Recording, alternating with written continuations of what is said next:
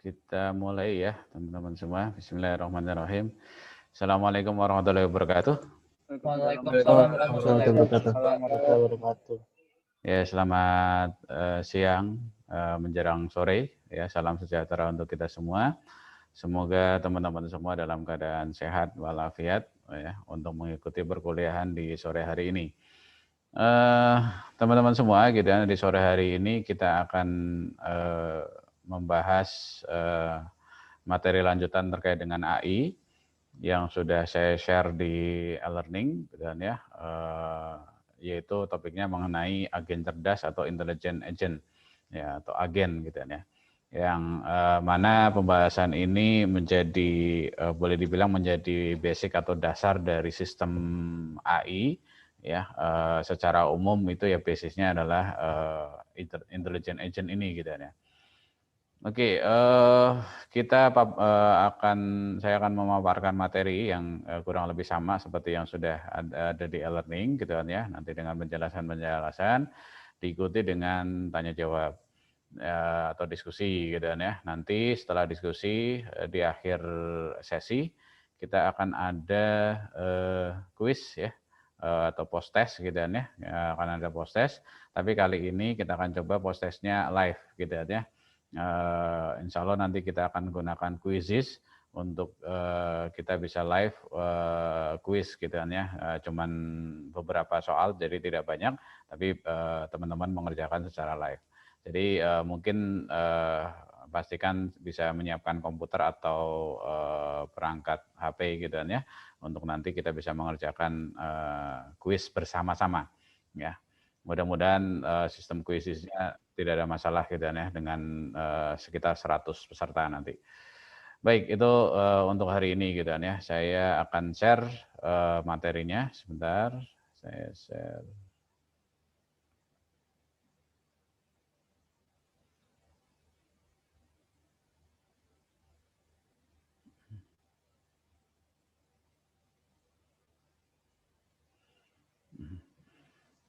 Baik, apakah slide show-nya sudah terlihat? Sudah, Pak. Sudah, Pak. Oke, baik. Oke, teman-teman semua, gitu kan ya, kita di pertemuan kedua ini kita akan membahas mengenai intelligent agent, gitu kan ya, atau agen cerdas, gitu kan ya, dalam bahasa Indonesia sering diartikan sebagai agen cerdas. Apa yang akan kita bahas ya, antara lain yang pertama adalah mengenai konsep dasar dari agen, kemudian lingkungan agen, terus bagaimana merancang agen, karakteristik agen, dan juga arsitektur dan tipe dari agen, gitu kan ya.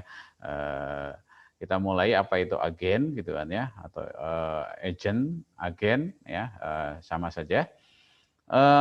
Pada intinya ini menurut si Russell dan Norwich ya, salah satu referensi utama kita, gitu kan ya. Agen itu merupakan segala sesuatu yang dapat melihat, merasakan, mengetahui, atau istilahnya perceive ya, menerima ya, menangkap sesuatu dari lingkungannya ya, melalui sejumlah sensor. Jadi ada perangkat, ada sensor yang mungkin diikuti ya, ada sensor yang ditanam, gitu ya, di agen itu, gitu ya. Selanjutnya dia bisa bertindak sesuai dengan lingkungannya atau action, gitu ya, bertindak sesuai dengan lingkungannya atau action menggunakan peralatan penggeraknya yaitu aktuator. Jadi nanti dari dari agen tadi itu bisa action, gitu ya, tertentu, gitu ya, bisa juga menggerakkan satu aksi tertentu ya, yang aksi itu bisa berupa sebuah kegiatan atau sebuah misalnya menyalakan lampu, menyalakan buzzer dan sebagainya, gitu ya. Tapi intinya sih ada aksi yang akan diberikan kembali ke lingkungan, ada respon yang diberikan ke lingkungan. Ya, tadi saya bilang bahwa konsep dari agent ini ya konsep sama seperti konsep dari AI itu sendiri ya. Intinya adalah bagaimana menangkap ya. Kemarin minggu lalu kita sudah bahas bagaimana menangkap apa yang terjadi di lingkungan, kemudian memprosesnya lalu memberikan action atau timbal balik ke lingkungan itu sendiri. Nah, pengertian lain dari World Rights ini dikatakan bahwa sebuah sistem komputer yang berada pada satu lingkungan dan memiliki kemampuan bertindak secara otonomus ya. Otonomus itu ya bergerak atau bertindak sendiri ya, otonomus di dalam satu situasi lingkungan tersebut sesuai dengan sasaran yang dirancang. Nah, ini bahasa yang berbeda untuk maksud yang kurang lebih sama gitu kan ya. Bahasa ini lebih normatif, lebih global gitu ya, di mana pokoknya segala sistem komputer yang bisa bertindak secara otomatis, otonomus ya. Otonomus dia bertindak sendiri ya, sesuai dengan tujuan yang sudah didefinisikan di awal gitu ya. Jadi selalu ada tujuan di sana. Nah, gambarannya kurang lebih seperti ini. Ini diambil dari bukunya Russell dan Norwich gitu kan ya. Jadi dari environment tadi menerima perceive ya, menerima sesuatu ya, menangkap sesuatu. Menangkap ini bisa jadi environment yang mengirimkan secara aktif ya, bisa jadi sensor yang menangkap secara aktif. Jadi siapa yang aktif bisa jadi sensornya, bisa jadi lingkungannya. Contoh misalnya kalau kita katakanlah kita menggunakan sensor misalnya apa ya, sensor kamera gitu kan ya, maka lebih banyak yang aktif itu adalah sensornya. Jadi sensornya yang berfungsi menangkap ya, jadi dia sifatnya menangkap. Ya, tapi berbeda pada saat misalnya sensor itu katakanlah berupa keyboard atau inputan inputan di komputer, itu juga sensor juga ya, inputan di komputer. Maka nanti yang environment-nya itulah yang akan aktif. Kita menginputkan di form atau di komputer ya satu perintah atau satu teks tertentu, maka yang aktif adalah environment-nya. Jadi environment-nya, sensor itu sifatnya diam menerima inputan tadi. Jadi bisa yang kalau bicara aktif dan pasif ya, yang aktif bisa jadi environment, bisa jadi sensor atau sebaliknya. Bahkan bisa jadi dua-duanya. Ya, dalam beberapa kasus bisa jadi dua-duanya itu aktif. Ya, contoh misalnya kalau teman-teman pakai RFID misalnya gitu dan sensornya pakai RFID. RFID sifatnya dia selalu mengirimkan apa namanya? Dia mengirimkan sinyal-sinyal tertentu gitu kan ya. Nah, itu dia memang sifatnya ada yang pasif, ada yang aktif gitu kan ya. Oke, itu bicara mengenai menangkap persep dari lingkungan gitu kan ya. Nah, kemudian ini adalah core dari agent-nya ya, prosesnya di sini atau modelnya atau learning-nya itu ada di tengah-tengah sini prosesnya. Kemudian nanti akan mengeluarkan aktuator gitu kan ya. Dengan bantuan aktuator ini adalah satu bagian dari agent yang berfungsi untuk mengatur action ke lingkungan, mengembalikan ke lingkungan. Ya, aktuator ini bisa macam-macam ya, bisa luaran, bisa display di layar ya, bisa berupa bunyi atau apapun itu. Yang penting hasil dari sensor ini, hasil dari pengolahan dari agent itu sendiri akan dikembalikan ke lingkungan. Ya. Baik, kita lanjutkan gitu. Ya, ini penggambaran yang kurang lebih sama gitu ya untuk maksud yang sama. Jadi ada sensor, nanti ada aktuator gitu ya. Aktuator itu kayak kaki-kaki dari robot gitu kan ya. Yang ini oh ya misalnya di depan ada penghalang, maka oh harus berbelok ke kanan. Nah, itu penghalang itu kan dia menangkap kondisi lingkungan, kemudian nanti action-nya adalah belok ke kanan. Nah, kurang lebih seperti itu. Nah, konsep agent ini sebenarnya ya meniru seperti halnya sensor yang dimiliki oleh manusia. Ya, oleh cara kerja atau mekanisme cara kerja tubuh kita gitu kan ya. Tubuh kita itu secara umum ada 5 sensor ya, secara umum ya. Walaupun konon kan ada indera keenam gitu kan ya, six sense. Ya, tapi yang nyata yang disepakati ya itu ada 5 sensor ya. Yang pertama ada sensor bau ya, kita diwakili oleh hidung kita gitu kan ya. Kemudian sensor suara yang diwakili oleh telinga, sensor penglihatan itu diwakili oleh mata, sensor perasa yang diwakili oleh apa namanya lidah ya, kemudian sensor sentuhan yang diwakili oleh tangan dan juga kulit ya. Sentuhan itu kulit juga termasuk gitu saya kira. Nah, ini 5 sensor yang dimiliki oleh manusia. Nah, dalam AI sebenarnya pada dasarnya itu berkutat di bagaimana meniru mekanisme dari kelima sensor ini gitu ya.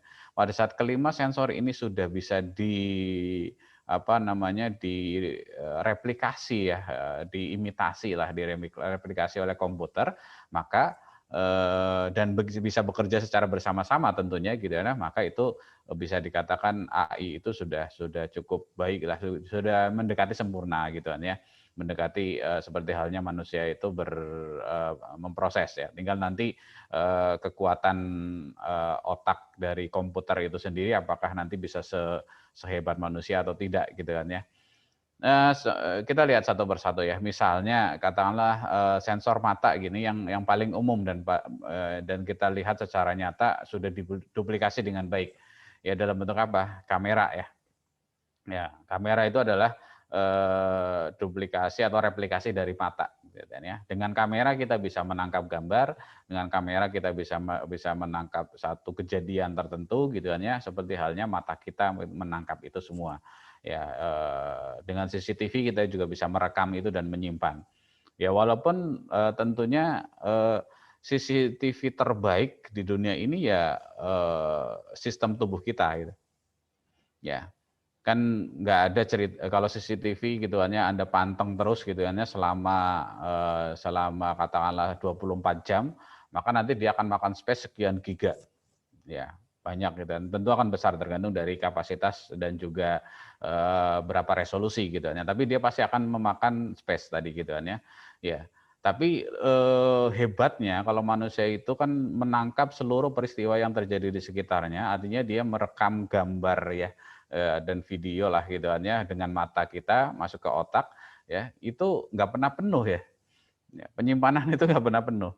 Ada nggak yang teman-teman, oh ini udah umur, katakanlah ini umur 19 tahun, ini kayaknya kapasitas penyimpanan mata saya gitu kan ya, itu udah penuh gitu ya, kapasitas penyimpanan visual menjadi penuh sehingga ngeheng gitu kan ya.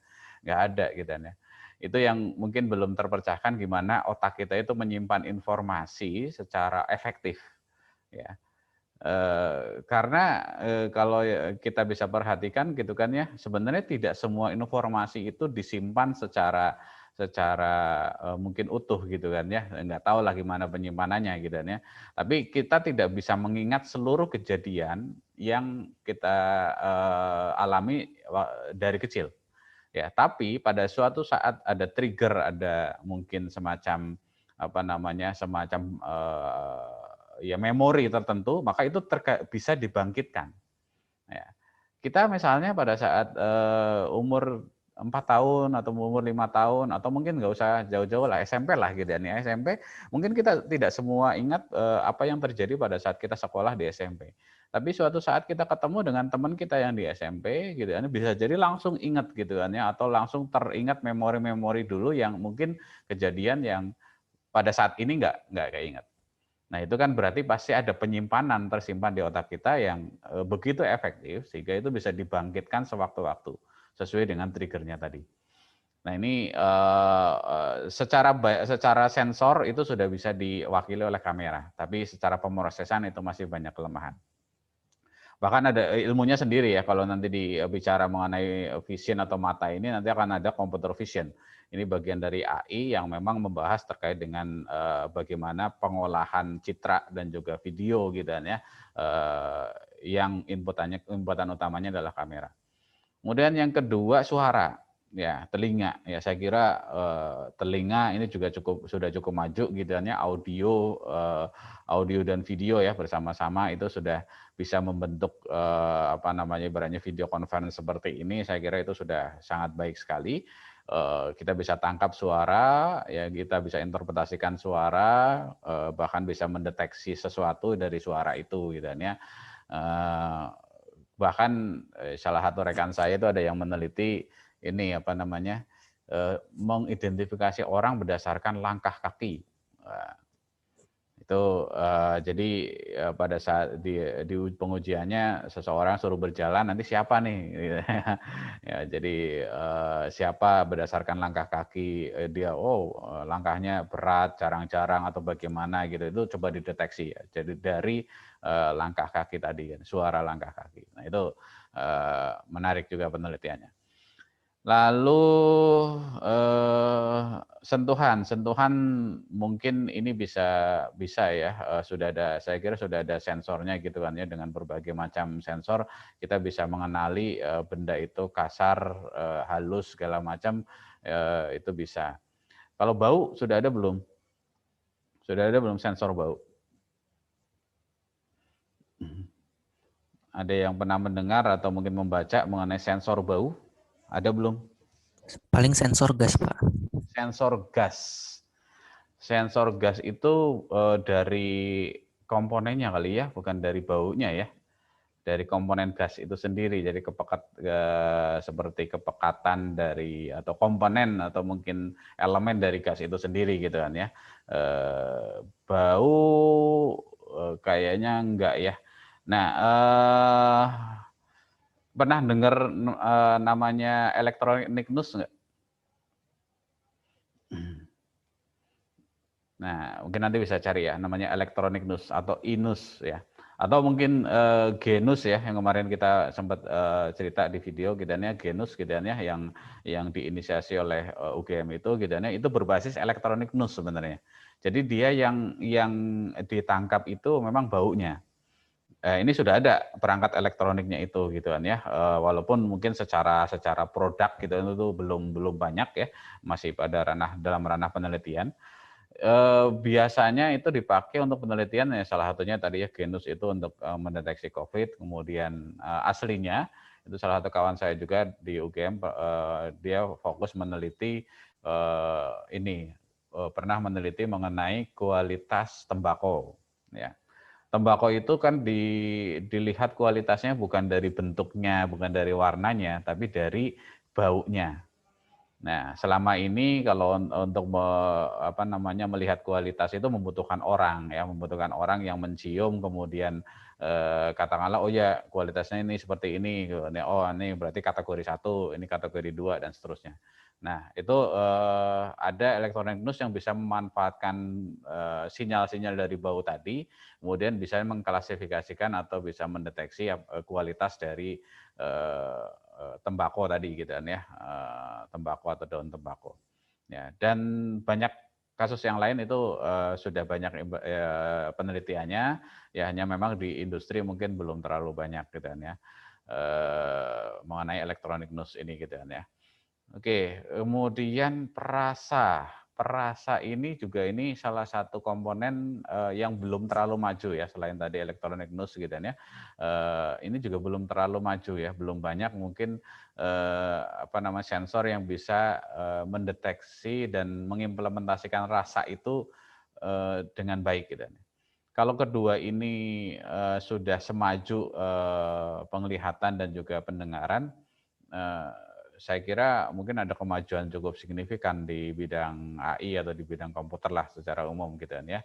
Bisa jadi suatu saat gitu kan ya, kita kita berbelanja di marketplace gitu kan ya, ada makanan gitu kan ya, maka kalau sinyal-sinyal dari makanan itu bisa diwakili oleh pixel atau oleh katakanlah sinyal di komputer gitu kan ya, artinya disimpan di komputer, itu bisa ditransformasikan kembali ke komputer atau ke orang yang melihat, orang yang mau beli lah gitu nih. Sehingga kalau misalnya beli ini rendang, kita lagi buka rendang gitu, nanti otomatis dari komputer keluar bau rendang.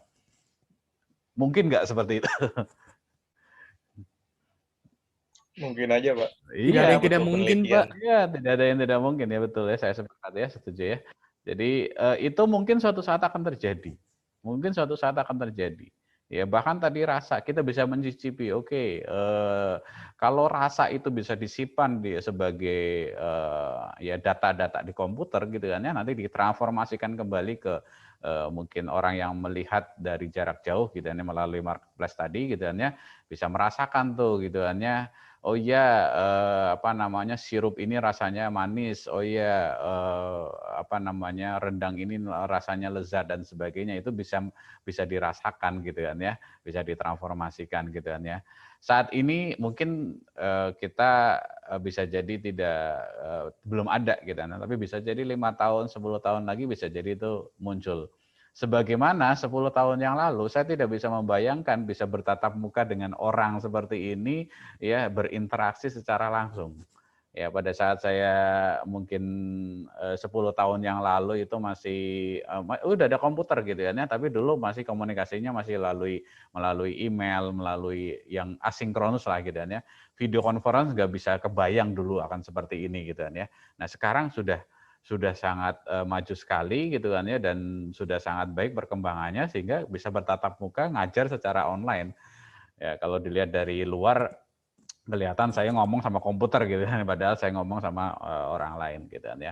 Dulu kan tidak terjadi, nah sekarang sudah terjadi gitu kan ya. Saya kira perkembangan itu pasti akan, insya Allah mudah-mudahan kita bisa menuju ke sana gitu kan ya. Oke, itu bicara mengenai sensor. Nah, ini semua sensor ini satu atau sebagian dari sensor ini coba diduplikasi oleh komputer gitu ya, menjadi masukan ya dari menangkap kondisi yang terjadi di lingkungan tadi untuk diolah oleh sistem AI atau khususnya intelligent agent ini. Nah, sama seperti manusia yang dia punya aktuator atau penggerak berupa tangan, berupa bagian-bagian tubuh lah gitu kan ya, yang itu memang aktuator gitu kan ya, itu penggerak, itu sesuatu yang bisa digerakkan, sesuatu yang bisa dikontrol, ya bisa melakukan sesuatu, bisa bersuara dan sebagainya, itu adalah aktuator ya, penggerak gitu kan ya, atau output atau luaran dari agent tadi, ya. Oke, nah ini sama coba diduplikasi oleh AI gitu kan ya, agar itu bisa melakukan sesuatu ya, tentunya dalam skop yang lebih sederhana gitu kan ya. Kecuali teman-teman membuat robot humanoid gitu kan ya, robot yang seperti halnya manusia, itu mungkin lebih kompleks lagi ya. Harus ada aktuator atau penggerak yang bisa menggerakkan kaki, menggerakkan tangan, ya belum lagi sinkronisasi antara kaki dan tangan gitu kan ya. Itu apa namanya, sangat luar biasa sekali tubuh kita gitu ya, bisa mensinkronisasi pergerakan. Pada saat kaki kanan bergerak ke depan ya, nggak mungkin ya kaki kirinya itu sama-sama gerak ke depan, jatuh gitu ya kalau itu terjadi. Maka itu bisa menyeimbangkan dan itu semuanya dikontrol oleh tubuh kita atau otak kita. Ya. Oke, ini mengulang apa yang tadi disampaikan gitu kan ya. Intinya di intelligent agent atau konsep agen ini dia ada perceive, dia ada perceive sequence atau sejarah input dari si agen itu disimpan juga. Ya, terkadang si agen itu bisa menyimpan apa yang terjadi secara sequence ya, terus-menerus. Ya, kemudian ada action, tindakan, dan environment itu lingkungan gitu kan ya. Ini perbandingan antara robotic agent dan human agent ya. Kalau human itu kan kita sudah sangat lengkap sekali gitu kan ya, mulai dari tadi ya inputnya ada, actionnya ada ya, proses pemrosesannya juga ada. Nah, sedangkan untuk menciptakan robot seperti halnya manusia yang bisa berjalan, itu juga butuh penelitian yang sangat panjang gitu kan ya. Walaupun saat ini sudah cukup banyak ya produsen yang bisa menghasilkan robot yang bisa berjalan seperti halnya manusia. Ya, tapi mungkin ya belum selentur manusia, belum selentur manusia. Ya, kalau teman-teman lihat video kontes robot Indonesia lah gitu kan ya, yang katakanlah 10 tahun yang lalu gitu kan ya, kan ada robot untuk bermain bola tuh gitu kan ya, itu pasti akan ketawa gitu kan ya, karena ya itu tadi untuk menyeimbangkan pergerakan aja itu kadang repot, bolanya di mana, nendangnya kemana gitu kan ya, itu lucu gitu, jadinya lucu ya, tapi itulah perkembangan. Tapi bandingkan dengan kalau teman-teman nanti cari KRI yang terbaru gitu kan ya, mungkin itu jauh lebih baik, sudah jauh lebih baik gitu kan ya, dibanding yang dulu gitu kan ya. Itulah perkembangan teknologi. Nah, sebenarnya apa yang kurang dari perceive, action, environment, yang sebenarnya yang kurang ya tujuan. Ya, jadi ditambahkan dengan tujuan dari agent itu sendiri. Jadi agent harus punya tujuan. Kenapa? Karena kita tidak bisa membangun sistem intelligent agent yang sifatnya generik. Ya, manusia itu intelligent agent yang sifatnya generik, manusia. Karena kita bisa menerima inputan, bahkan mungkin inputan itu yang belum pernah kita temui. Ya, itu bisa kita terima gitu ya, dan kita bisa belajar dari situ. Berbeda dengan komputer. Kalau komputer itu pada saat inputannya berubah, bisa jadi kita harus mengadjust agentnya atau harus memperbaiki agentnya. Belum bisa secara generik seperti halnya manusia belajar. Ya. Manusia belajar dari mulai kecil gitu kan ya, itu mau ditaruh di dalam tanda kutip di lingkungan apapun, kita lahir dari negara apapun itu sama-sama belajar. Ya. Dan nanti menghasilkan kurang lebih yang pengetahuan yang kurang lebih sama gitu kan ya. Sama-sama bisa bergerak, sama-sama bisa bahasa, sama-sama bisa berbicara dan sebagainya walaupun dengan bahasa berbeda-beda. Tapi itu sama-sama belajar ya. Tapi robotik belum tentu gitu kan ya. Robotik yang bisa mengenali wajah orang Indonesia nanti kalau diterapkan di Afrika misalnya belum tentu dia bisa mengenali gitu kan ya. Jadi harus ada tujuan yang spesifik.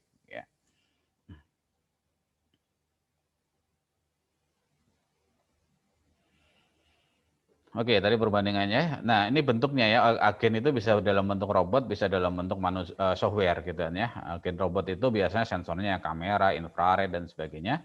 Kalau aktuatornya bisa lengan serta berbagai mungkin motor ya, monitor, buzzer dan sebagainya, itu aktuatornya.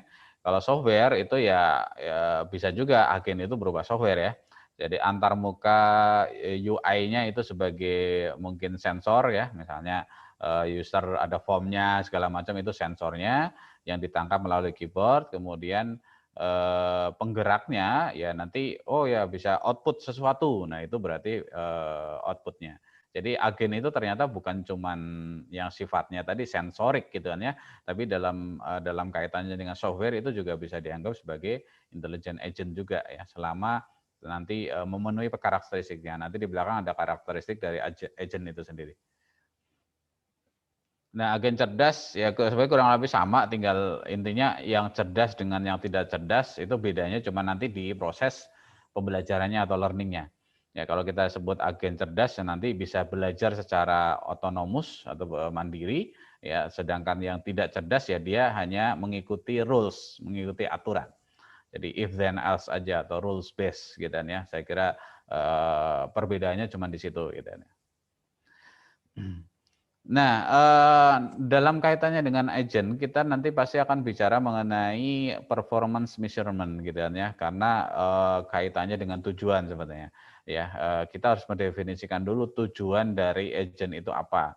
Ya, karena sekali lagi kita belum bisa menciptakan sistem yang sifatnya generik, harus punya tujuan, tujuan yang spesifik. Ya. Kemudian goal itu bisa dinyatakan dengan performance measurement atau ukuran kinerja, KPI-nya lah gitu ya. Misalnya goalnya adalah lulus kuliah gitu ya, dengan KPI atau dengan ukuran kinerja apa? IPK misalnya. Ini contoh ya. Kita ingin cepat kaya dengan ukuran performance-nya adalah gaji bulanan. Ya, nanti mungkin akan ada peningkatan atau enggak, ada penurunan dan sebagainya gitu ya. Kemudian goalnya juara Liga Sepak Bola, nanti performance measurement-nya adalah posisi klasmen misalnya gitu ya. Juara kan bisa jadi juara 2, juara 3 gitu ya, atau juara 1 tergantung dari posisi klasmen. Jadi agen itu harus punya performance measurement intinya gitu ya. Jadi ukuran keberhasilannya, ukuran kinerjanya itu apa. Ya. Yang itu harus bisa diukur. Ya, kalau misalnya kita bicara ukuran kinerja itu bahagia, agak susah kita ngukurnya. Harus ada ukuran indikator bagaimana kebahagiaan itu bisa diwujudkan gitu kan ya. Jadi hati-hati nanti dalam menciptakan ukuran ya performance measurement dalam sebuah agent itu harus bisa diukur, harus terukur dengan baik ya.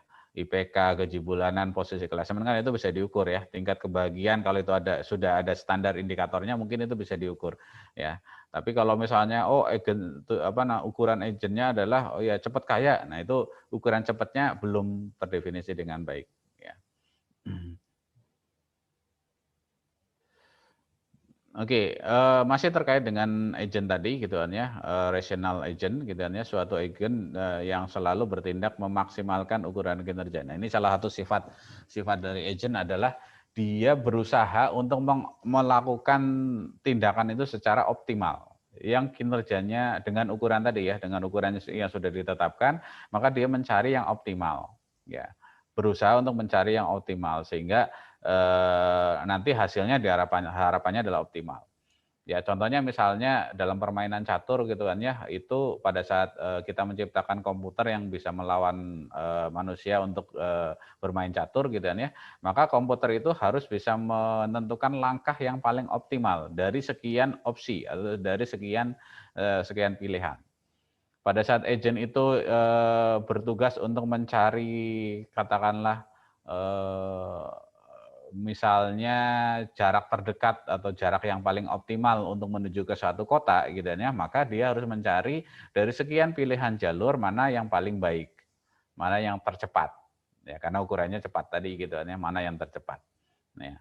Pada saat kita membuat agent yang memungkinkan untuk mencari katakanlah cara terbaik ya atau mungkin kombinasi terbaik ya dari sebuah jadwal kuliah misalnya gitu kan ya, dari penjadwalan nih, dalam penjadwalan, maka ya dia harus mencari nilai yang paling optimal ya, nilai yang paling minimal bentrok, yang paling minimal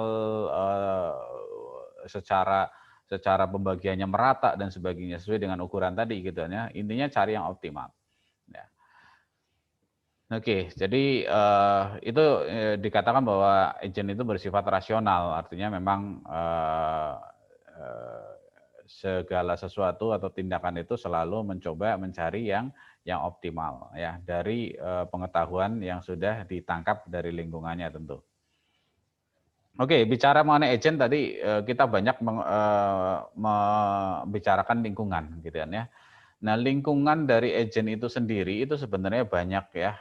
Nanti jenisnya ada beberapa jenis lingkungan nanti kita bahas gitu ya. Namun sebelum itu memperkuat apa yang disampaikan sebelumnya ya, ada yang mendefinisikan lingkungan masalah atau task environment menjadi akronim namanya PEAS ya, performance measurement, environment, actuator dan sensor ya. Performance measurement itu jadi setiap agent gitu kan ya, kalau setiap problem itu harus didefinisikan dibawa ke arah 4 hal ini. Measurement-nya apa? Apa saja komponen pengukur keberhasilan dari si agent. Environment-nya apa? Environment yang di si agent itu dalam tanda kutip bisa hidup itu seperti apa? Persyaratannya seperti apa? Ya, kemudian baru aktuator. Aktuator itu apa saja yang bisa dilakukan. Sensor apa saja yang menjadi inputan. Ya, aktuator itu apa yang bisa dilakukan, sensor itu apa yang menjadi inputan. Ya, nah ini harus didefinisikan ini dulu sebelum kita berangkat katakanlah memprogram atau membuat program yang kaitannya dengan agent ini gitu kan ya. Contoh misalnya agen taksi otomatis, kita mau membuat sebuah taksi yang bisa berjalan otomatis, artinya tanpa driver lah gitu kan ya. Nah ini sebuah agen taksi otomatis menerima penumpang dan mengantarkannya ke tujuan gitu kan ya. Performance P-nya apa? Performance-nya apa gitu kan ya. Ya tujuan penumpang, tidak melanggar aturan lalu lintas, perjalanan nyaman, hemat bensin dan sebagainya. Nah ini ukuran-ukuran ini bisa banyak, sebanyak parameter yang diinginkan untuk menunjukkan kualitas dari agent tadi. Ya. Jadi tujuan penumpangnya nyampe, tidak melanggar lalu lintas, perjalanan nyaman, bensinnya boros, nah berarti belum. Ya, belum memenuhi tujuan tadi. Environment-nya apa? Oh, jalan, lalu lintas, pejalan kaki, pelanggan, cuaca, lampu merah, dan sebagainya. Ini mungkin bisa jadi banyak. Ya nanti akan nyambung dengan jenis environment nanti. Environment ada yang sifatnya deterministik, ada juga yang fully observable, ada yang partial observable. Ya, artinya yang terdefinisi dengan baik, ada juga yang tidak. Ya. Oke, kemudian aktuator. Aktuator itu mungkin arah setir, gas, rem, klakson, sinyal. Ini kan apa yang bisa dilakukan ya, bisa ngegas, biasa belok kiri, belok kanan dan sebagainya. Nah, ini apa yang bisa dilakukan. Sedangkan sensornya bisa jadi dari video, dari speedometer, dari GPS, keyboard dan sebagainya. Sebuah mobil otomatis itu bisa ratusan bahkan mungkin bisa ribuan sensor yang dia pasang gitu ya yang harus dipasang di sebuah mobil otomatis ya.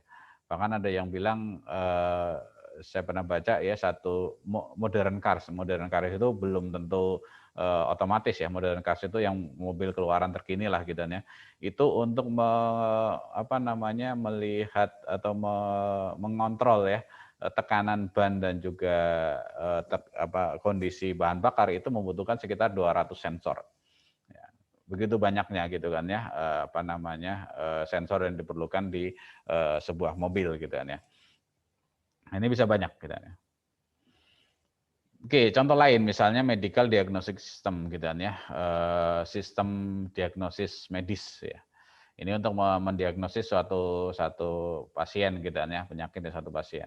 Performance measurement-nya misalnya pasien sembuh, biaya murah, tidak menyalahi hukum gitu kan ya.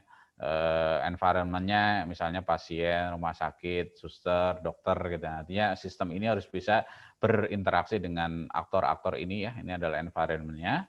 Kemudian aktuatornya bisa jadi layar monitor untuk sebagai untuk melihat nanti menampilkan sesuatu gitu ya, entah itu pertanyaan, tes, diagnosa, treatment, petunjuk dan sebagainya.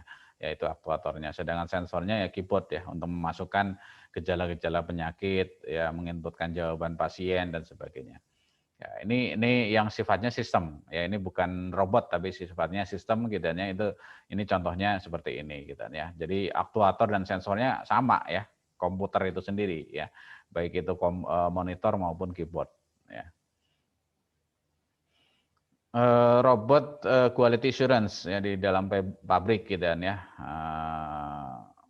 Misalnya robot yang melakukan pemisahan komponen yang bermutu tinggi pada bahan berjalan ke dalam kotak yang berbeda. Jadi kalau ada tray gitu kan ya, itu produknya kalau yang bagus ke kiri misalnya, kalau yang jelek ke kanan gitu kan. Jadi memisahkan itu gitu kan ya.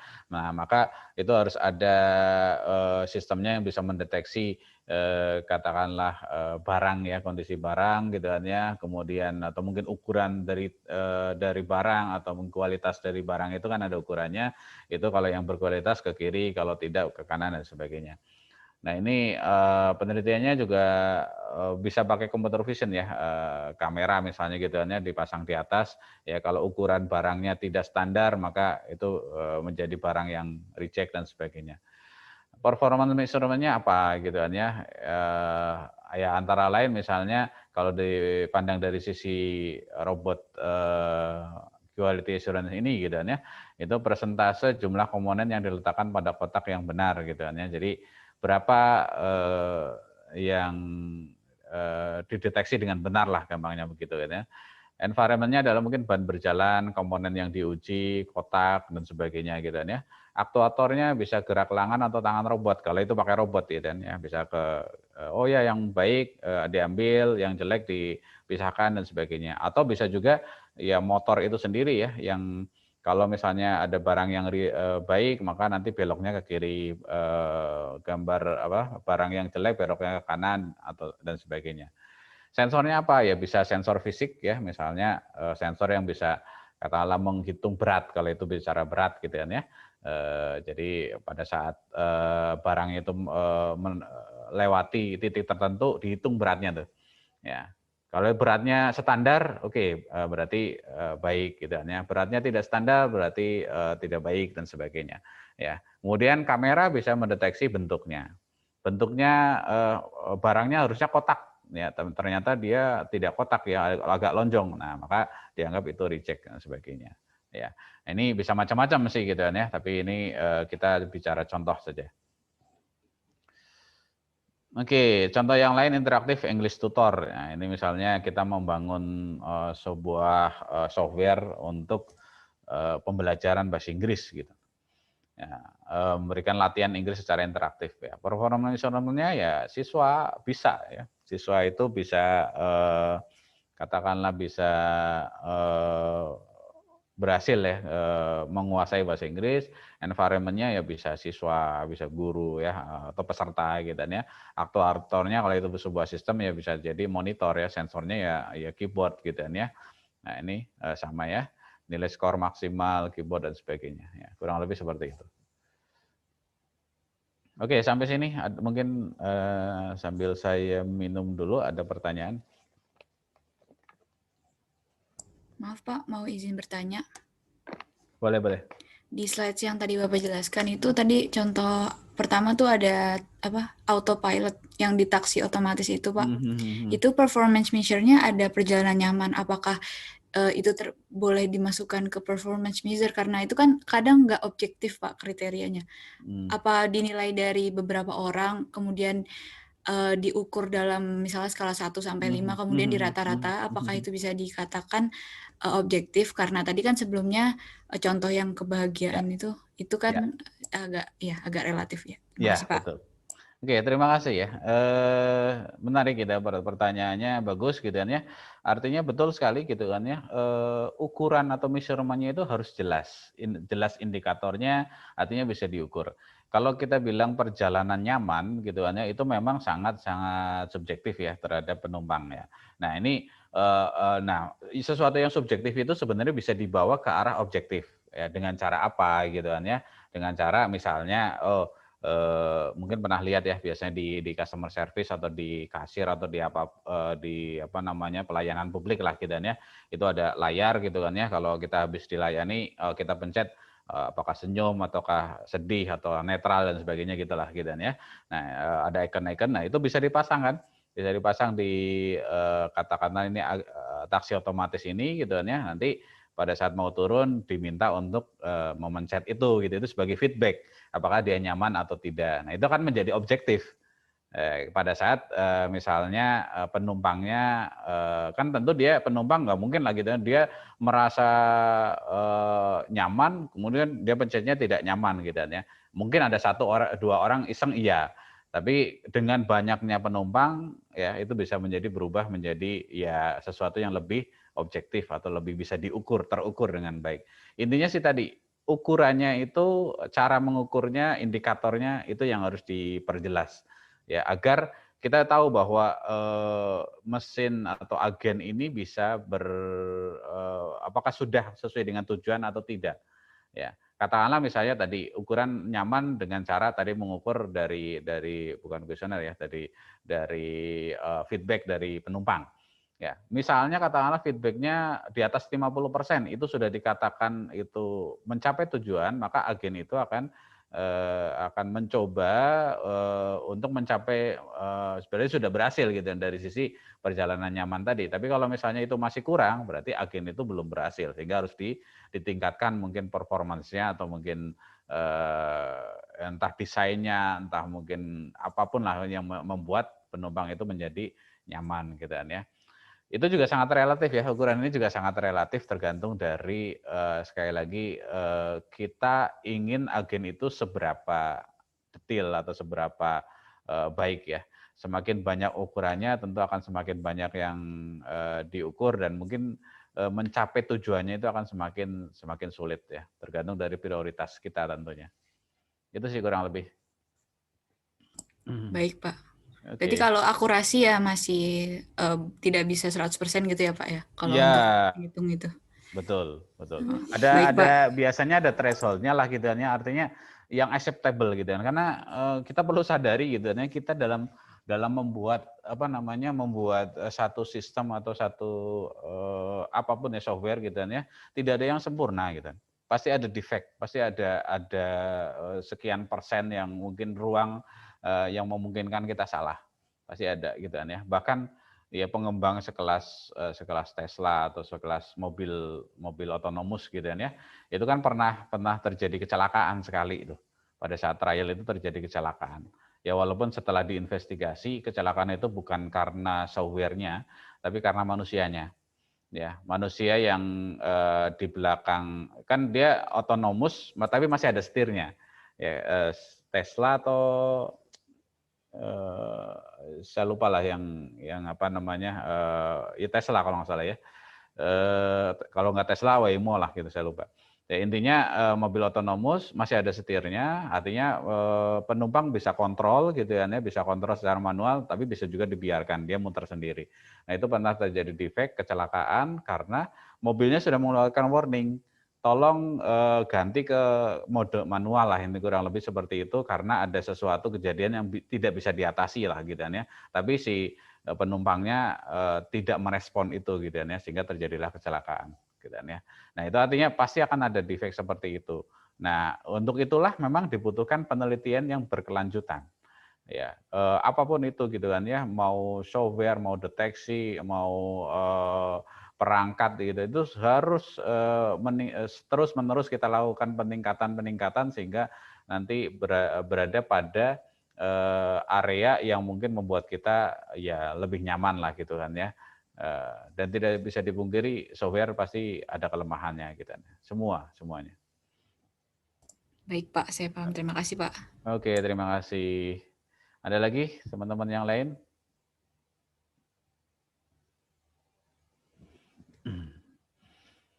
Oke, kalau tidak ada kita lanjutkan gitu ya. Berikutnya adalah jenis dari lingkungan gitu ya. Dari agent itu sendiri itu ada 6 pembahasan lah gitu ya. 6 environment type gitu ya. Lingkungan itu bisa dilihat dari sisi apakah dia fully observable ataukah partially observable. Dia bisa dilihat dari deterministik atau stokastik, episodik atau sekuensial dan sebagainya gitu. Nanti kita bahas satu persatu ya. Observable atau partially observable gitu kan ya. Observable ini bisa didefinisikan atau bisa diketahui secara penuh. Apabila sensor pada sebuah agent dapat mengakses keseluruhan keadaan lingkungan, maka itu dikatakan full ya. Nah, lebih efektif lagi lingkungan dikatakan full jika sensor dapat mendeteksi seluruh aspek yang berhubungan dengan pilihan aksi. Ini biasanya terjadi pada lingkungan yang memang sudah terdefinisi dengan baik. Nah, pada saat full, semakin full atau semakin bisa didefinisikan dengan baik, maka agen itu akan semakin mudah bekerja karena lingkungannya sudah tertentu ya. Tapi kalau misalnya ada sebagian yang tidak bisa didefinisikan atau tidak bisa deteksi lebih awal ya, bisa didefinisikan di awal, maka akan sulit gitu. Agen harus lebih pintar lah intinya. Ya. Contoh misalnya gitu kan ya, kalau kita bicara permainan catur itu fully observable. Kenapa? Karena bidaknya atau mungkin papan caturnya ya seperti itu. Sudah jelas, lingkungannya sudah jelas. Ya, 8 kali 8 ya. Ya, catur itu 8 kali 8 ya, 8 kali 8. Itu sudah pasti seperti itu. Karena aturannya begitu. Nah, itu namanya fully observable. Kemudian contoh lain misalnya taksi. Yang tadi taksi online tadi ya, drive autonomous mobile, autonomous car gitu ya. Itu parsial. Ya, kenapa? Karena kita belum bisa tidak bisa memastikan kondisi jalanan. Ya, tidak bisa memastikan kondisi jalanan itu akan sama ya sesuai dengan apa yang sudah kita tangkap. Itu bisa parsial ya. Dan sebagainya lah gitu kan ya. Jadi itu beberapa contoh yang full maupun yang parsial. Nanti kita lihat ada listnya di belakang. Nah, kemudian yang berikutnya adalah deterministik dan juga stokastik. Ya. Deterministik ini adalah satu keadaan lingkungan yang apabila keadaan lingkungan selanjutnya sepenuhnya bergantung pada keadaan sekarang ya, dan juga tindakan yang akan dilakukan oleh agen, maka itu disebut deterministik. Artinya agen akan bertindak sesuai dengan kondisi saat ini atau tidak. Ya, sedangkan stokastik itu bisa jadi berbeda, jadi tidak bergantung. Nah, kalau deterministik itu bergantung. Ya, contohnya misalnya kalau di sini permainan reversi atau catur lah sama ya. Catur itu kan langkah selanjutnya yang diambil oleh komputer itu akan sangat bergantung pada langkah yang dilakukan oleh manusia atau oleh lawan. Pada saat lawan itu melangkah misalnya ke arah kiri, maka komputer harus berpikir atau mungkin menentukan langkah selanjutnya seperti apa. Jadi itu namanya bergantung. Bergantung pada keadaan yang lain gitu, keadaan yang terjadi. Itu namanya deterministik. Ya. Selanjutnya adalah episodik dan sekuensial. Episodik dan sekuensial ini bicara mengenai pengalaman gitu kan ya. Untuk lingkungan yang bersifat episodik, pengalaman agen dibagi-bagi menjadi beberapa episode pendek. Ya, tiap episode terdiri dari apa yang dirasakan agen dan kemudian melakukan suatu tindakan tertentu gitu kan ya. Oke, ini ada contohnya enggak?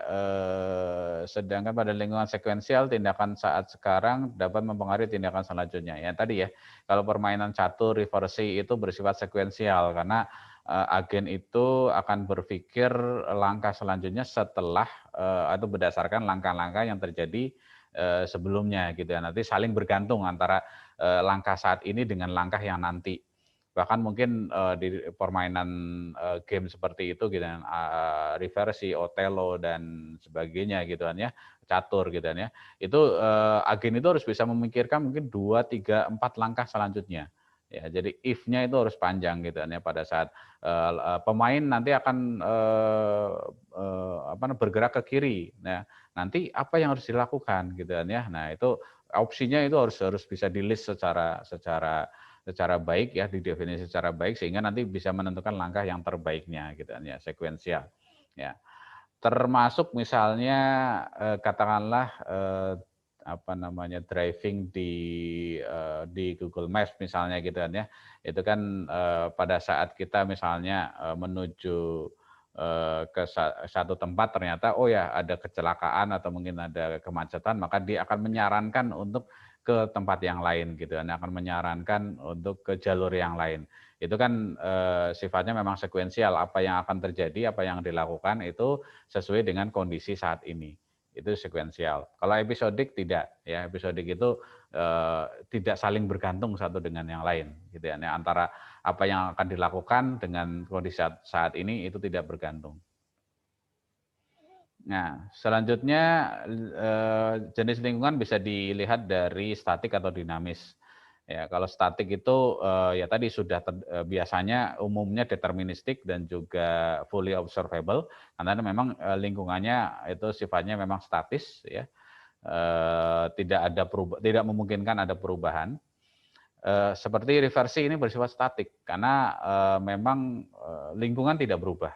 Ya, bidaknya atau mungkin papannya itu tidak berubah. Ya, catur itu juga sama, tidak berubah. Nah, tapi kalau misalnya tadi agen taksi online itu agen taksi otomatis ya itu sifatnya dinamis karena lingkungan jalanan itu bisa jadi berubah gitu kan ya.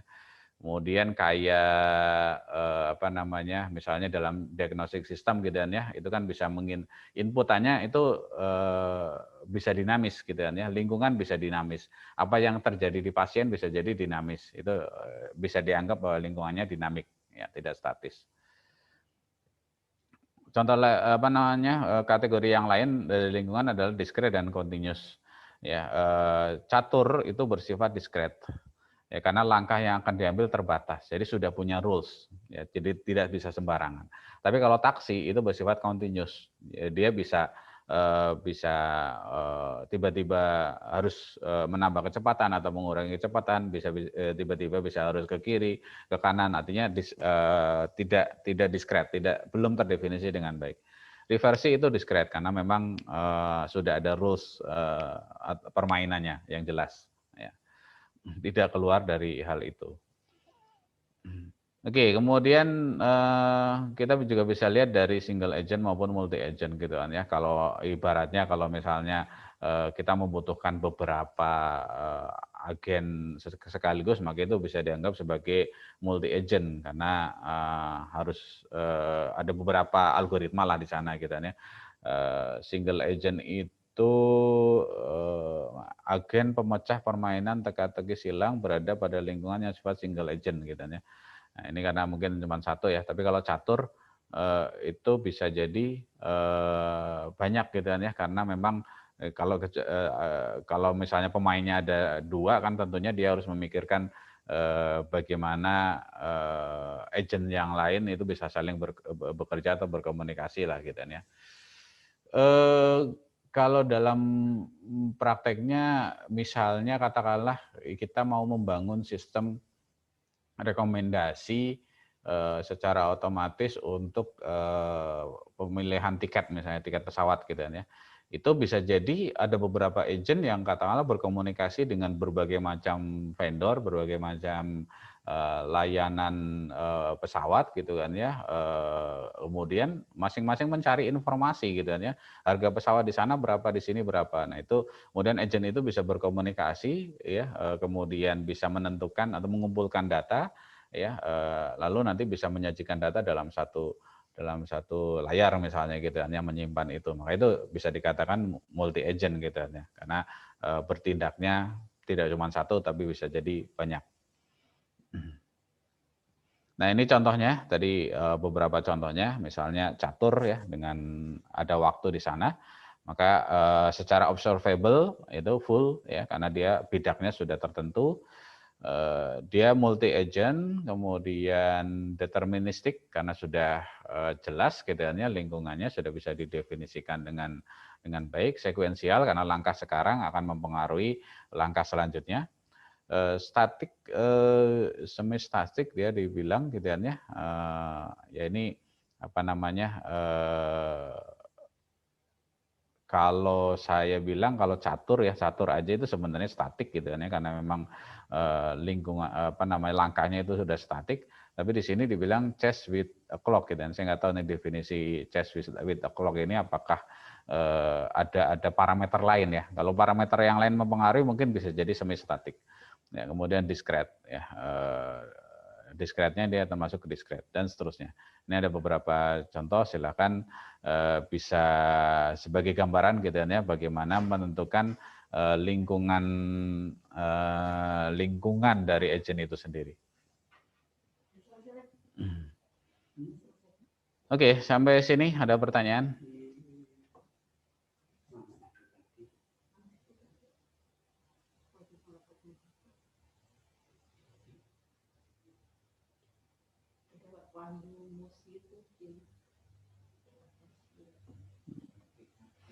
Oke, kalau tidak ada kita lanjutkan. Berikutnya merancang agent gitu kan ya. Kalau tadi kita sudah memahami lingkungannya, arsitektur dari agent itu sendiri, maka dalam merancang agent ini saya kira yang penting mendefinisikan tadi ya, PEAS-nya tadi sebenarnya gitu kan ya. Contoh di sini ini ada agent vacuum cleaner gitu kan ya. Ini agak loncat nih slide-nya nih. Pertama tentukan ukuran kinerja dari agen itu sendiri gitu ya. Misalnya kalau kita mau membuat mesin vakum atau membersihkan lantai gitu ya, maka ukurannya apa ya, jumlah kotoran yang dibersihkan, jumlah waktu yang dibutuhkan, mungkin apakah hemat listrik atau tidak, kemudian ada suara atau tidak gitu ya. Nah, ini ukuran-ukuran ini mana yang akan kita pakai dulu gitu ya, tentukan dulu itu gitu ya. Nah, kemudian nanti baru bicara mengenai tadi ya, ya input dan outputnya gitu, dan sensornya apa gitu ya. Kemudian nanti action apa yang bisa dilakukan gitu kan ya. Oke, kita lihat contohnya. Nah, langsung nih. Ya, jadi pertama agen functionnya. Jadi agen functionnya, jadi sebuah fungsi yang memetakan dari rekaman inputan persepsi historis ke tindakan. Nah, ini ya sederhananya beginilah gitu, tapi dalam program nanti mungkin akan pastinya akan lebih rumit ya dalam implementasinya. Jadi intinya kalau inputnya, kalau lingkungannya, ini dalam rangka mendefinisikan kalau lingkungannya begini, inputannya begini, maka apa actionnya? Jadi kayak if then else-nya. Nah, ini mendefinisikan ini kalau itu lingkungannya tadi sudah sudah tertentu ya, sudah observable dan juga deterministik gitu kan ya, sudah terdefinisi dengan baik gitu kan ya, maka ini memang jauh lebih mudah gitu kan ya. Nah, tapi agen itu menjadi tidak pintar. Ya, karena di sini nanti fungsi ini kalau kita masukkan ke dalam fungsi pembelajaran, maka dia akan menjadi agen yang lebih pintar. Ya. Oke, kemudian agen program ya, sebuah program yang mengimplementasikan fungsi F di atas ke dalam bentuk program. Nah, ini artinya program ditambah arsitektur ya itulah agen gitu ya. Artinya diimplementasikan lah gampangnya. Fungsi-fungsi tadi diimplementasikan di program, maka itu akan menjadi agent program. Nah, setelah menjadi agent program, maka itu bisa dikatakan bisa meminta menerima inputan dan nanti menghasilkan luaran tertentu. Ya, masih mengenai vacuum cleaner world tadi gitu kan ya. Task environment-nya apa? Oh ya, performance measurement-nya misalnya menjaga kebersihan. Environment-nya ruangan A, ruangan B misalnya, beserta isi debunya. Misalnya dari ruangan A, ruangan B. Aktuatornya apa? Oh, do ke kiri ya. Nah, kita harus punya fungsi untuk bisa menggerakkan robot itu ke kiri. Do ke kanan, kita punya fungsi untuk menggerakkan robot itu ke kanan. Do sedot ya, maka kita harus punya fungsi untuk bisa menyedot katakanlah debunya atau kotorannya. Do santai, wah robotnya itu idle, nyantai gitu. Kemudian sensornya, oke, lokasi dan status. Nah, bisa jadi kita harus mendeteksi lokasi dan statusnya. Ya, misalnya A kotor gitu ya. Nah, kondisinya lah, kondisi dari lingkungannya. A-nya lagi kotor atau A bersih. Ya. Contoh sequence gitu ya. Misalnya A kotor, kemudian sequence ini ya tadi ya secara time gitu ya berurutan A kotor, ini kondisi sequence-nya, B bersih dan seterusnya. Ya. Nah, ini sequence kondisinya. Ya, urutan atau histori dari kondisi. Oke, nah misalnya ini kita bayangkan lingkungannya kanan kiri ya. Maka di sini ada do right sama do left ya, ke kiri dan ke kanan. Jadi A, B ini penggambarannya agak salah, harusnya ke sebelah kanan ya, berada di sebelah kanan. Nah, misalnya percept sequence-nya A clean ya. Karena A itu ada di sebelah kiri, clean, nah maka si robot itu bergerak ke kanan. Ya, kemudian A dirty, ya, A-nya dirty, maka dia membersihkan si A-nya atau dia berada di A, kemudian dia kondisi clean, maka dia ke kanan. Kalau dia berada di A, kemudian dia kondisi kotor, maka dia harus menyedot tadi. Ya, kalau B clean, maka dia harus ke left, ke kiri, dan seterusnya. Nah, ini namanya ya tadi ya rules ya, atau kalau di sini sebenarnya percept sequence-nya gitu ya.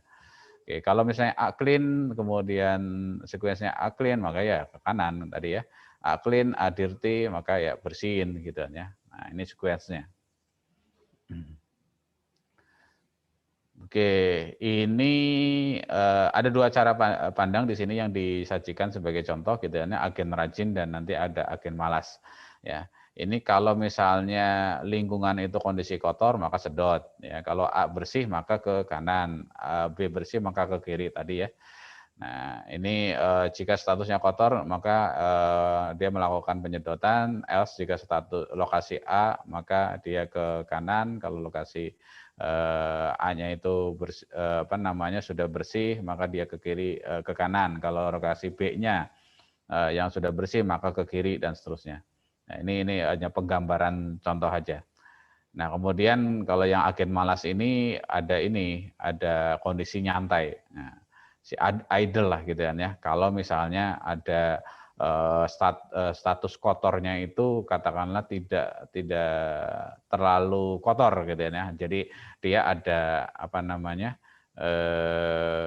bisa menghitung atau mendeteksi kekotorannya gitu ya. Maka dia dikatakan malas karena biar ya nggak apa-apa lah gitu ya, dia kotor sedikit nantilah gitu ya. Jadi sehingga ini akan menjadi agen malas ini lebih hemat energi karena dia akan menyedot pada saat di sini dibilang lebih dari 0,8 ya. Lebih dari 0,8 tingkat kekotorannya gitu. Oke, itu sebagai penggambaran gitu ya dari rancangan dari agen. Oke, wah ini nyempil nih. Nah, ini cuman contoh aja dari beberapa kasus ya, jenis agen yang tadi kurang lebih sama ya, sistem analisis gambar satelit, sistem diagnosa kesehatan dan sebagainya, dari mulai kesan, aksi, kesan ini inputan tadi ya, aksi itu do-nya, tujuan itu tujuannya, lingkungan itu apakah lingkungannya apa. Sama seperti yang di atas sebenarnya. Oke, bagian berikutnya adalah terkait dengan karakteristik dari agen. Ya, agen itu ada yang sifat karakteristiknya itu ada 8 kalau nggak salah. Ya, ada 8. Ya, yang pertama adalah autonomous. Ya. Jadi agen itu bisa bekerja secara mandiri. Ya, tanpa adanya intervensi dari luar seperti halnya manusia atau mesin yang lain, manusia yang lain. Artinya dia bisa berdiri sendiri lah gitu ya, bisa berpikir dan juga mengerjakan tugas secara mandiri. Kemudian yang kedua reaktif. Reaktif itu ya adaptasi dengan perubahan yang ada di lingkungan. Ya, proaktif ya, dia akan mencari jalan terbaik tadi. Ya, kemudian fleksibel, dia bisa harus memiliki berbagai macam alternatif cara dalam mencapai tujuan. Ya, misalnya kalau misalnya kita bikin sistem untuk mendeteksi katakanlah tadi jalur terbaik untuk menuju ke suatu kota gitu ya, maka dia harus punya alternatif banyak. Ya, tapi kalau cuma alternatifnya cuma satu jalur, ya ngapain gitu ya, itu bukan agen yang baik atau yang cerdas gitu ya. Kalau misalnya caranya cuma satu aja ya, jalurnya cuma satu ya. Anda misalnya mau mendeteksi jalur dari halte busway A ke halte busway B gitu kan ya. Yang itu cuma satu jalur ya, buat apa gitu kan ya. Itu kan tidak fleksibel. Kemudian robust gitu ya, robustness gitu ya, agen itu harus dapat kembali ke kondisi semula jika mengalami kegagalan. Ada suatu saat dia ketemu lingkungan yang belum terdefinisi sebelumnya, dia tidak bisa mengatasi itu, maka dia harus kembali ke kondisi awal dan statusnya harus tercatat dengan baik. Lalu rasional ya, kemampuan untuk bertindak sesuai dengan tugas dan pengetahuannya ya, dengan tidak melakukan hal yang dapat menimbulkan konflik tindakan. Jadi artinya semua berbasis pada penalaran ilmiah sesuai dengan ya learning atau pembelajaran yang sudah dilakukan oleh si agen itu sendiri. Mampu berkomunikasi dengan agen yang lain, ya koordinasi dengan agen yang lain maupun dengan lingkungannya. Kemudian situated itu agen itu berada dan berjalan di lingkungan tertentu. Nah ini yang membatasi gitu ya. Agen yang mungkin berada didesain di lingkungan A belum tentu kalau dia tidak cerdas ya, artinya bukan merupakan agen yang bisa mengatasi lingkungan yang B, boleh aja gitu ya. Kita definisikan hanya di A. Ya. Oke. Bagian terakhir di sini terkait dengan arsitektur dari agen ya. Ini kayaknya materi tambahan. Sebentar, baterai saya mau habis.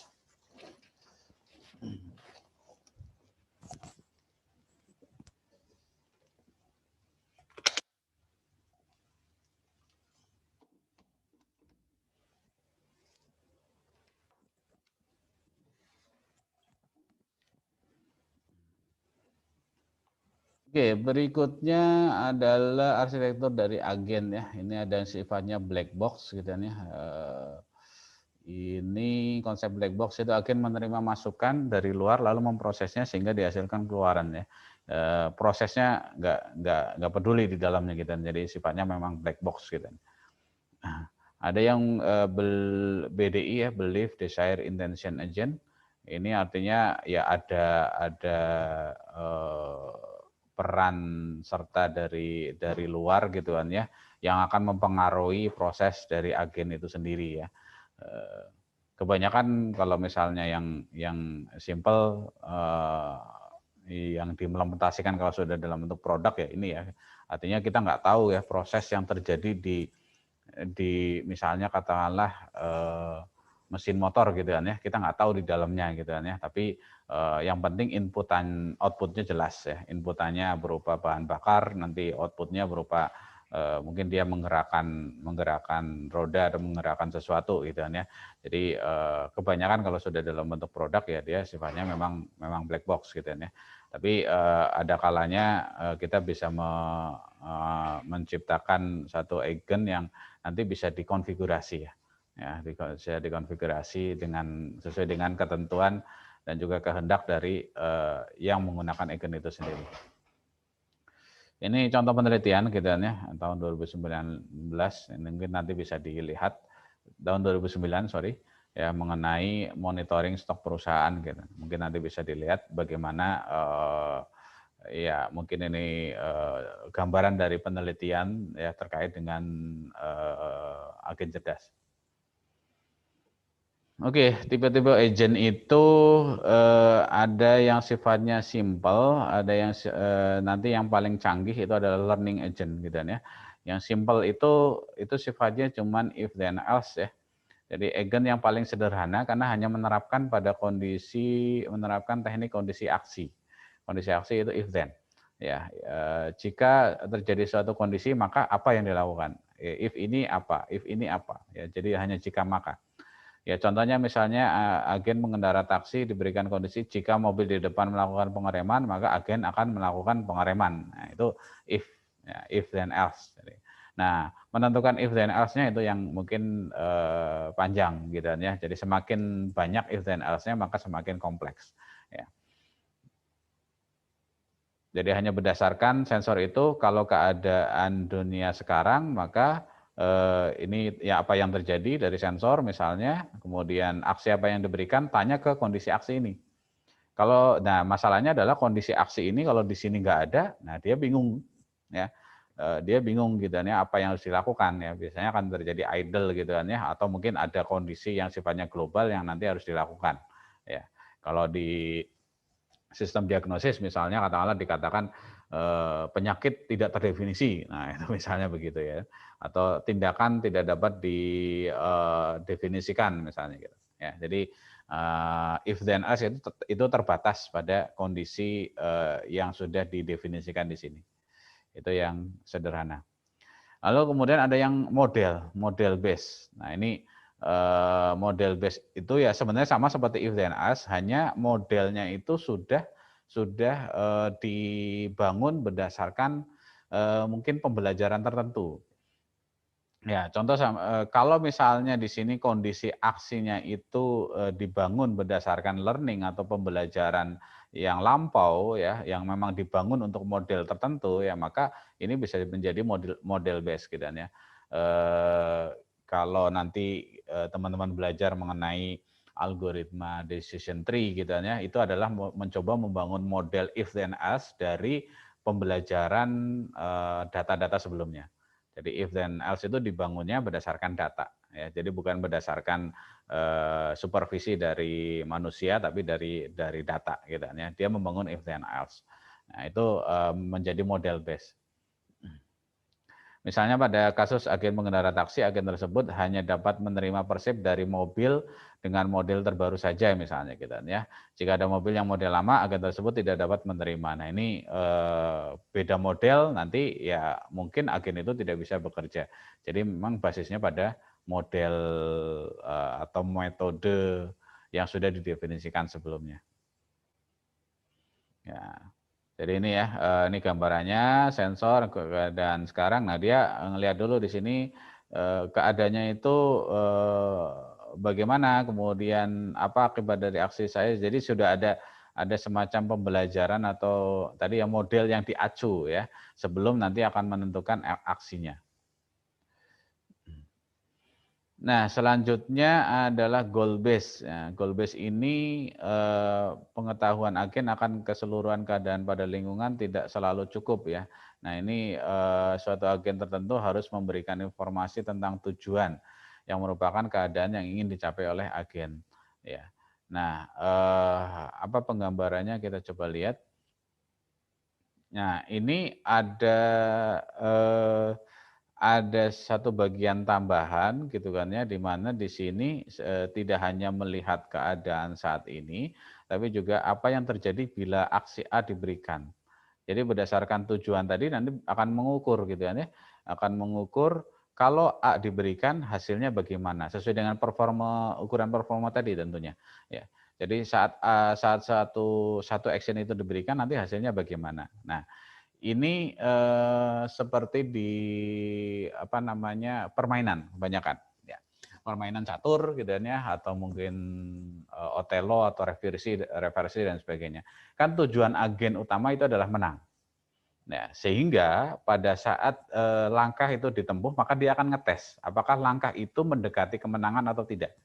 Ya, kalau misalnya itu lebih mendekati kemenangan, maka itu yang dipilih. Gitu. Jadi dia bicara apa yang terjadi dan dibandingkan dengan tujuan atau goals-nya. Nanti ini akan terlihat pada saat insya Allah minggu depan ya kita akan belajar mengenai konsep pencarian. Ya, searching gitu kan ya, pencarian jalur terbaik dan sebagainya gitu kan ya. Ada algoritma Astar, ada algoritma katakanlah deep first search dan sebagainya gitu kan ya. Nah, itu dalam rangka mencari jalur terbaik ya menuju ke satu tujuan. Nah, itu dia dari pilihan tadi itu dites gitu kan. Kalau lewat sini itu mendekati tujuan atau tidak. Kalau lewat sana lebih mendekati tujuan atau tidak. Kalau iya maka itu yang ditempuh. Nah, itu sudah pada bicara agen yang sifatnya goal based ya berdasarkan tujuan. Lalu ada utility based gitu ya. Ini ada pencapaian tujuan itu seringkali tidak cukup untuk menghasilkan agen yang berkualitas tinggi gitu ya. Contoh pengendara taksi ada beberapa tindakan yang dapat dilakukan oleh agen sehingga dapat mencapai tempat tujuan yang lebih cepat. Ya, kalau tadi yang ini itu hanya nyampe tujuan, mau cepat atau enggak ada urusan. Tapi kalau utility based itu ada parameter tambahan. Ya, insya Allah minggu depan atau 2 minggu ke depan lah kita akan bicara tadi ya, ada algoritma greedy BFS yang dia hanya memperhatikan tujuan saja. Ada algoritma Astar yang dia memperhatikan tujuan dan juga path-nya yang udah ditempuh. Jadi cost-nya itu akan dilihat gitu kan ya. Nah, itu sudah ada 2 parameter. Jadi semakin ditambah parameternya sehingga di sini tidak cuman mencapai tujuan tapi yang lebih cepat, lebih aman atau ukuran yang lainnya. Jadi base-nya ya, utility ada base-nya. Oke, nah ini contohnya gitu kan ya. Jadi setelah A diberikan, nah diukur lagi apakah bahagiakah saya dengan keadaan ini gitu kan ya.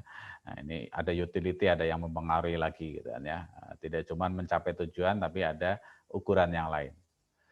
Terakhir ada learning base gitu ya. Nah, learning base ini ada pembelajaran di sana gitu kan. Ini yang mungkin paling canggih lah gitu ya. Dia bisa belajar dari pengalaman, bisa belajar dari perubahan lingkungan. Ya, machine learning lah gitu ya. Mesinnya bisa berubah ya, belajar secara mandiri. Nah, ini nanti ada performance standar, ini sensor, kemudian di sini ada proses pembelajaran intinya di sana. Ya, ada proses pembelajaran yang semakin lama agen ini akan semakin cerdas gitu ya, semakin baik gitu ya dalam melakukan prediksi. Contoh misalnya agen translator gitu ya, mentranslasi bahasa ya dari A ke B gitu ya. Kita tahu gitu misalnya pakai Google Translate gitu ya. Kalau teman-teman pakai Google Translate-nya sudah cukup lama, itu akan merasakan ya output dari Google Translate itu semakin ke sini semakin baik. Itu karena ada feedback tadi. Ya, karena ada pembelajaran yang dilakukan oleh algoritma gitu sehingga lebih baik. Dia juga ada feedback ya. Kalau kalau nggak salah kita di Google Translate juga ada, kita bisa memberikan feedback gitu ya. Oh ya, ini hasil translate-nya bagus gitu. Ya, ini hasil translate-nya tidak bagus gitu ya, atau mungkin ada saran lain, itu juga bisa. Dan Google Map juga demikian ya. Dulu untuk mendeteksi Google Map itu direction itu banyak yang ngaco gitu. Sekarang udah cukup canggih, walaupun saya beberapa kali juga pernah terjadi mungkin salah arah gitu ya, karena jalanan ditutup. Google belum tahu. Nah, tapi pada saat ada orang yang melakukan tagging atau melakukan kontribusi gitu, mengatakan bahwa jalan itu ditutup, maka si algoritma itu akan belajar. Berikutnya tidak disarankan lagi lewat situ. Ya. Jadi algoritma itu terus belajar ya sehingga nanti menghasilkan output yang lebih baik. Nah ini yang disebut sebagai learning agent gitu ya, atau dianggap sebagai boleh dibilang intelligent agent yang sebenarnya ya di learning agent ini ya.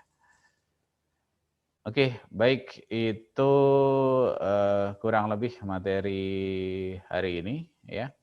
Yang bisa saya sampaikan gitu kan ya. Mungkin ada pertanyaan atau hal-hal yang mau disampaikan, silakan.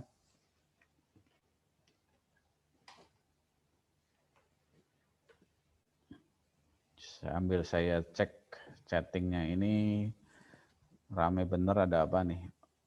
Oh, absen semua. Kirain chattingnya nanya, chattingnya absen semua nih. Kaget juga 60-an orang banyak nih. Ternyata absen. Oke lah, sip. Silakan, mungkin ada yang mau ditanyakan atau mau sharing atau mengungkapkan sesuatu, boleh?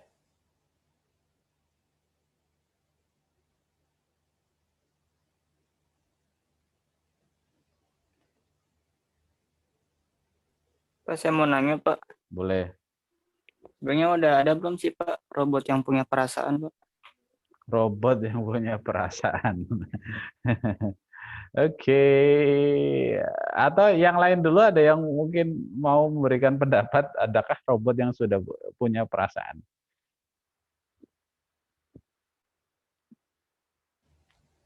Ada yang sudah nonton itu film yang kemarin saya rekomendasikan? Dokumenter ya, dokumenter yang Do You Trust This Computer? Belum, Pak. Tapi Belum. saya cuma nonton film iRobot itu, Pak. Oh, yang iRobot ya? Iya. Ya, kalau ada yang nonton di satu bagian itu ada penelitian yang dilakukan, saya lupa siapa namanya, cewek pokoknya gitu ya. Itu dia menciptakan robot yang bisa, kan intinya robot bisa berperasaan itu artinya apa itu perasaan, pertanyaannya gitu. Ya, apa yang definisi dari robot yang bisa mendeteksi perasaan tadi gitu. Nah, itu kan harus kita definisikan dulu gitu. Nah, dalam video tersebut atau dalam film tersebut itu ada satu cewek India, dari India kalau nggak salah ya, karena tampangnya kayak tampang cewek India lah gitu. Itu dia meneliti membuat satu robot ya, robot sederhana ya, jadi cuman bulat aja gitu kan ya, yang dia akan mendeteksi wajah yang ditemui gitu kan ya. Kalau wajahnya senyum, maka dia mendekat. Kalau wajahnya marah, mimiknya marah, maka dia akan menjauh. Itu kan hal sederhana dari mendefinisikan perasaan tadi. Jadi bisa mendeteksi mimik dari wajah, apakah dia itu lagi senang, lagi senyum, atau lagi marah. Nah, pada saat marah dia menjauh, pada saat senyum dia mendekat. Nah, itu artinya si robot itu sudah bisa mendeteksi dengan baik ya seseorang wajahnya, dari wajahnya tentunya gitu, yang sedang marah maupun sedang senyum, sedang bahagia gitu. Dicoba ke anak-anak dan anak-anak suka gitu dan cukup tepat gitu ya. Nah, itu mungkin salah satu langkah awal suatu robot itu bisa mendeteksi perasaan manusia. Kalau dari sisi software sekarang lagi ngetren di sosial media kan ini sentiment analysis. Nah, itu mendeteksi perasaan ya, tapi dari sisi teks ya. Dari sisi teks ya. Teks itu kan ada sentimennya, apakah dia bernada positif atau negatif. Positif itu artinya suka lah gitu ya, negatif itu artinya memang tidak suka gitu ya. Terhadap kebijakan tertentu, misalnya kebijakan pemerintah tertentu, masyarakat suka atau tidak. Itu namanya sentimen analisis gitu ya. Sentimennya ke arah mana? Ke arah positif atau ke arah negatif terhadap sesuatu ya. Nah, itu kalau itu disebut sebagai perasaan ya sudah sampai sana gitu ya.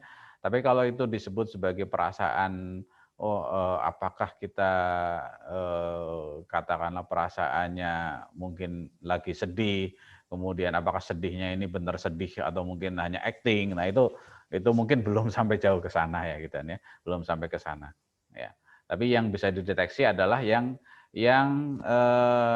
terlihat dari sisi visual ya maupun indera atau mungkin sensor yang tadi kita sudah bahas di awal gitu ya. Kalau dia deteksi secara visual atau mungkin secara suara maka itu bisa dilakukan ya dan robot sudah bisa mampu ke arah sana. Gitu sih kalau bicara perasaan. Jadi harus definisikan dulu perasaannya mau seperti apa yang dimaksud. Oh iya baik Pak. Berarti bisa sih sebenarnya dari mimik wajah Pak. Cuman Ya, kan betul. kadang kita suka bercanda-bercanda gitu ya Pak. Kayak misalkan dicemberut-cemberutin gitu Pak. Kayak Nah, perempuan kan biasa begitu. Nanti dia malah menjauh gitu Pak. Robot. ya, Iya kan ya, begitu.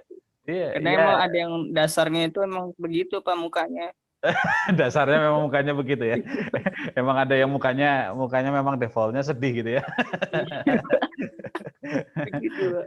Ya robotnya harus lebih pinter, robotnya harus lebih pinter mendeteksi mungkin ya apakah sekali lagi tadi ya mimik ini mimik sederhana memang sedih beneran ataukah mungkin karena dibuat-buat tadi atau memang karena wajahnya begitu gitu kan ya.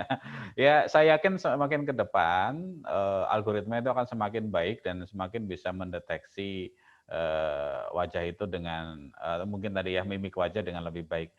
Sama kayak gini lah gitu kan ya.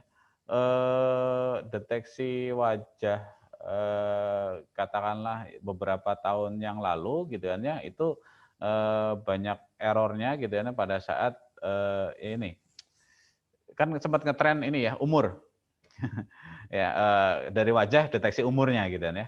Nah itu kan banyak errornya gitu kan ya. Kita senyum sedikit biasanya jauh lebih muda.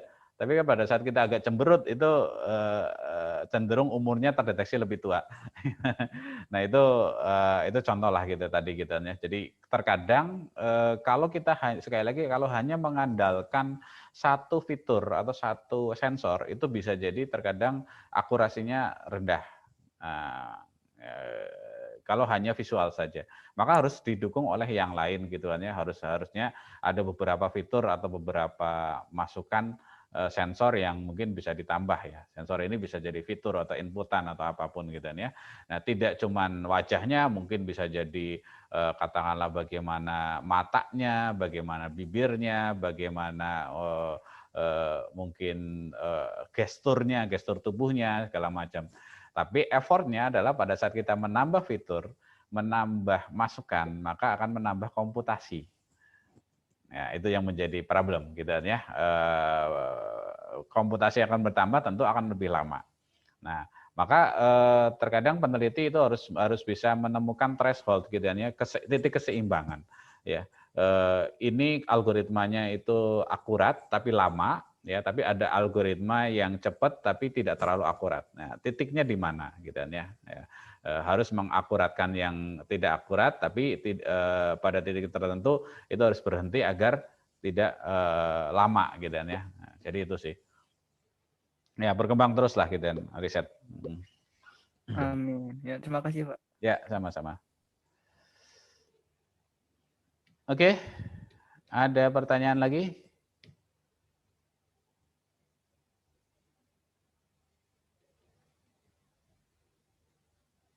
Ini sih Pak, saya mau nanya yang pertanyaan Bapak kemarin kalau yang tentang tenaga medis itu loh Pak. Ya. Nah kalau menurut Bapak sendiri gimana Pak? Apakah bisa tergantikan atau gimana Pak? Ya kemarin kayaknya sebenarnya sudah sempat saya singgung kali ya.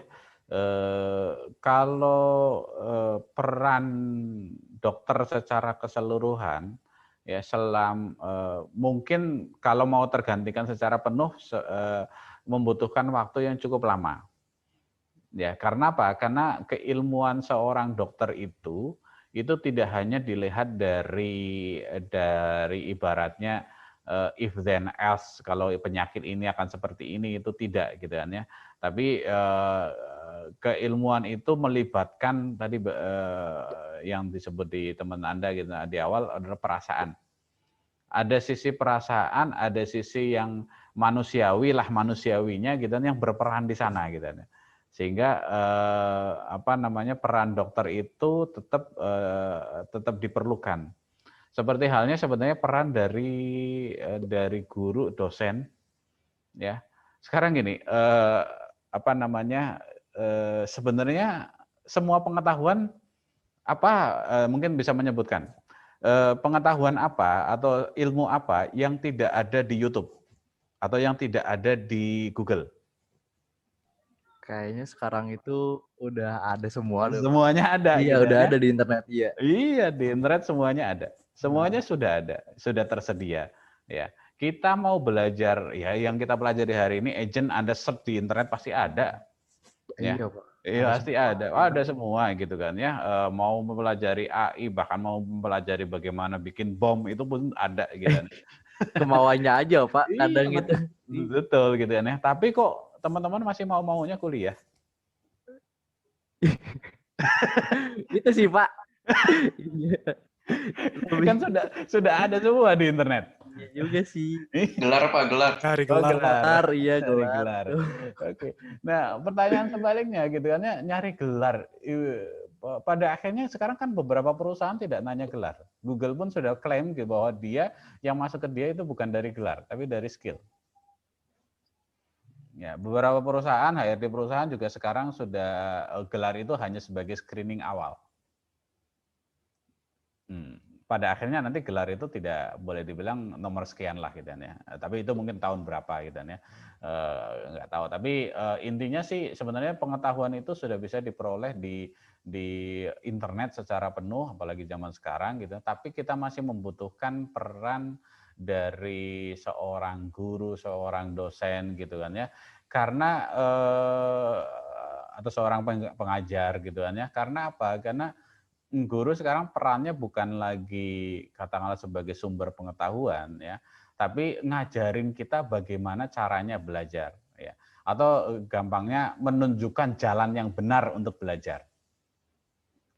Ya. Kan nggak ada di internet itu gimana caranya untuk menjadi orang baik. Ya. Gimana caranya untuk menjadi katakanlah orang yang katakanlah memiliki karakter yang ibaratnya mental yang kuat, karakter yang kuat. Ya, teorinya ada, tapi itu tidak bisa diperoleh dari YouTube gitu. Dengan nonton YouTube, apakah kita jadi ibaratnya pengalaman atau experience untuk menghadapi problem yang real itu akan serta-merta terbangun? Tidak. Ya. Anda masih membutuhkan kuliah karena sebenarnya kuliah itu tidak cuma sekali-kali mendapatkan ilmu, tapi bagaimana berinteraksi dengan orang, bagaimana problem solving ya, bagaimana katakanlah tadi ya karakter kerjasama itu terbangun gitu. Nah, itu yang kita nggak bisa kita peroleh dengan hanya menonton YouTube, melihat video atau mungkin mencari di Google dan sebagainya gitu ya. Karena ada experience ya sebenarnya. Makanya sebenarnya kondisi pandemi seperti ini yang mana pembelajaran ini online terus, ini menjadi tantangan besar sebenarnya bagi teman-teman yang tentunya harus bisa tetap berinteraksi dengan orang lain, membangun mental ibaratnya problem solving yang secara real di masyarakat gitu kan ya. Dan itu berasa banget ke mungkin saya kan punya anak kecil ya. Itu apa namanya mental untuk keorganisasiannya itu berkurang gitu dan interaksi dengan orang itu akan berkurang karena ini udah hampir setahun ya belajar online itu kurang banget gitu kan ya. Berbeda pada saat dulu mungkin bisa interaksi dengan orang lain ya. Walaupun secara keilmuan bisa diperoleh sama gitu ya, tapi interaksi dengan orang lain ada ilmu di sana ternyata. Ya. Ada knowledge, community knowledge gitu yang bisa diperoleh pada saat dia interaksi dengan dengan orang lain. Itulah yang membedakan antara tadi ya ibaratnya anak sekolahan dengan yang tidak sekolahan. Ya. Interaksinya itu yang mungkin interaksi akademisnya yang mungkin berbeda. Itu sama aja dengan dokter ya saya kira ya. Dokter saya masih meyakini masih ada sisi humanis ya, humannya gitu ya yang mungkin diperlukan gitu ya. Sehingga peran dokter akan seperti peran dari guru gitu ya dan juga dari pengajar, dari dosen yang mungkin masih dibutuhkan gitu dan tidak bisa tergantikan. Ya. Itu sih pendapat saya sih terkait dengan dokter tadi gitu. Oh iya Pak, baik Pak. Kasih jawabannya masih. Siap. Soalnya mungkin bisa aja tapi masih lama gitu kan Pak yang Ya. saya pikirin tuh. Ya, betul. Betul, Iya. masih lama. Tapi kalau perannya itu dibantu oleh IT atau oleh AI, itu iya. Sama seperti guru atau dosen sekarang sudah sangat terbantu lagi sekali dengan IT. Ya, dan itu bukan menjadi ancaman, kalau bagi saya itu bukan ancaman, tapi akan menjadi ancaman kalau dosen atau guru itu tidak mau berubah, tidak mau menggunakan layanan IT tadi, maka itu akan menjadi ancaman. Dia akan secara otomatis tergantikan, tapi dia harus menyesuaikan, harus bisa menggunakan itu dengan baik gitu kan ya, menjadikan itu sebagai alat atau tools gitu kan ya. Adanya e-learning, adanya Zoom, adanya pembelajaran online gitu kan ya, adanya YouTube segala macam, itu harus menjadi peluang. Oh ya, ternyata saya malah justru bisa membuat materi yang lebih kaya gitu dan lebih banyak gitu kan ya dari YouTube tadi. Saya tinggal cari mana yang sesuai, ya, mana yang pas gitu kan dengan katakanlah knowledge atau pengetahuan yang diperlukan. Saya tinggal kompilasi gitu kan, kemudian bisa dikasihkan ke murid gitu kan, atau ke mahasiswa gitu kan ya. Nah itu kalau bagi saya sih itu saya jadikan sebagai tools gitu kan ya, atau sebagai tadi ya justru membantu gitu kan ya, peran dari kita. Oke, itu sih. Ada lagi satu lagi mungkin yang mau bertanya boleh atau mau menyampaikan sesuatu.